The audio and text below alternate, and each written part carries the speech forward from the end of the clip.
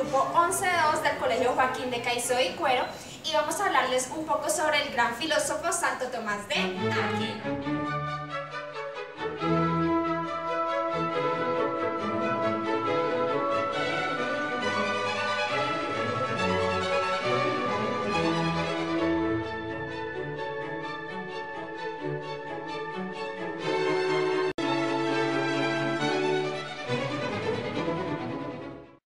Santo Tomás de Aquino nació en 1225 en Italia, más precisamente en el castillo de Rocaseca, entre Nápoles y Roma. Él descendía de una familia de origen lombardo. A edad temprana fue enviado a la abadía de Montecassino, donde recibió sus primeras enseñanzas. En 1239 llegó a Nápoles para estudiar en la universidad. En esa época ingresó a la Orden de Santo Domingo, pero su familia se opuso y lo mantuvo encerrado por algún tiempo. Luego de recobrar su libertad, se dirigió al norte con San Alberto Magno a seguir con sus estudios en París y en Colonia. En 1252 regresó a París y posteriormente se inició en el monasterio, dando un primer curso sobre escrituras hasta el año de 1254 y después otra sobre sentencias de Pedro Lombardo de 1254 a 1256.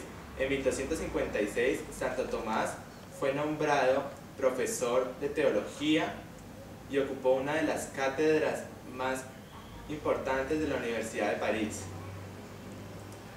De 1259 a 1269 vivió en Italia, pero 3 años después fue enviado a Nápoles a organizar el seminario teológico de los dominicanos. El Papa Gregorio X le ordenó 2 años más tarde tomar parte del Concilio de León, pero Santo Tomás murió en el camino el 7 de marzo de 1274.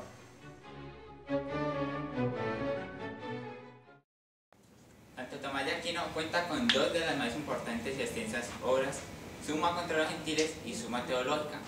Entre otras obras, su interés siempre fue basado en la teología, pero también realizó comentarios a varias obras filosóficas, de las cuales su máxima referencia fue Aristóteles.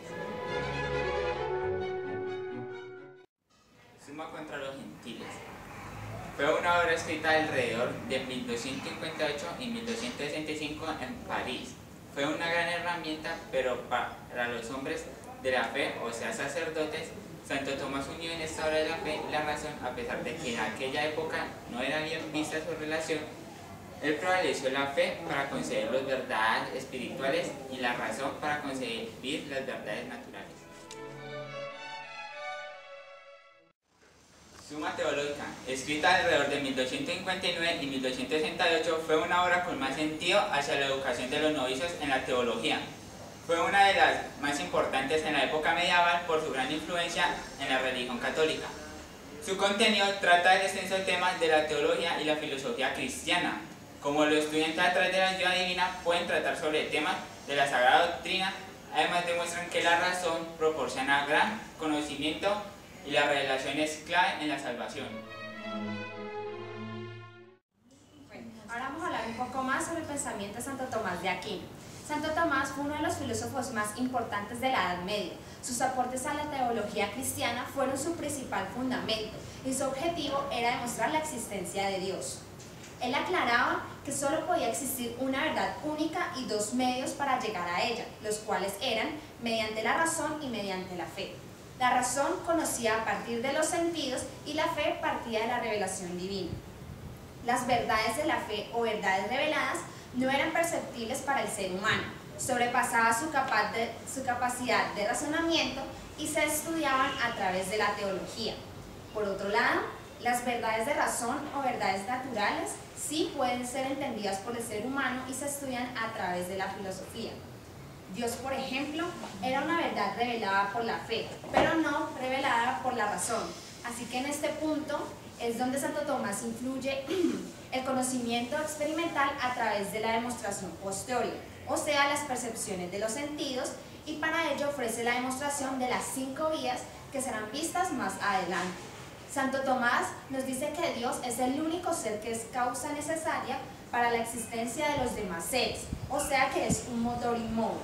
Para atestiguarlo, nos plantea la antropología del ser, que se compone de materia, o sea del cuerpo, y de forma, que es el alma racional.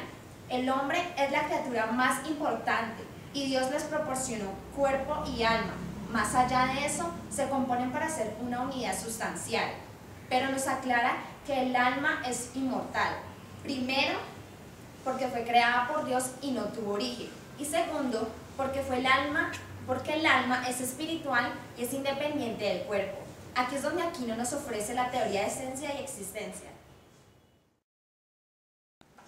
Continuando con el pensamiento, hay que reconocer el punto de vista metafísico de Santo Tomás, puesto que él tenía una concepción diferente a la metafísica, la cual se dirige y concentra todo su potencial en el conocimiento de Dios y sus causas. Es de gran complejidad hablar de un tema que sigue siendo un misterio para muchos teólogos y personas del mundo, pero Santo Tomás tuvo el valor de mezclar las dos ciencias, que pudo lograr un cometido con sus reflexiones metafísicas que llegaron a todas las personas de que tenemos un mínimo de conocimiento de la existencia de un ser que es capaz de ser la principal causa del movimiento de todo lo existente. Pero más allá de eso, la existencia de Dios se vio afirmada desde la experiencia religiosa en hechos milagrosos que testiguen o caracteres sobrenaturales de otras obras del mismo Dios.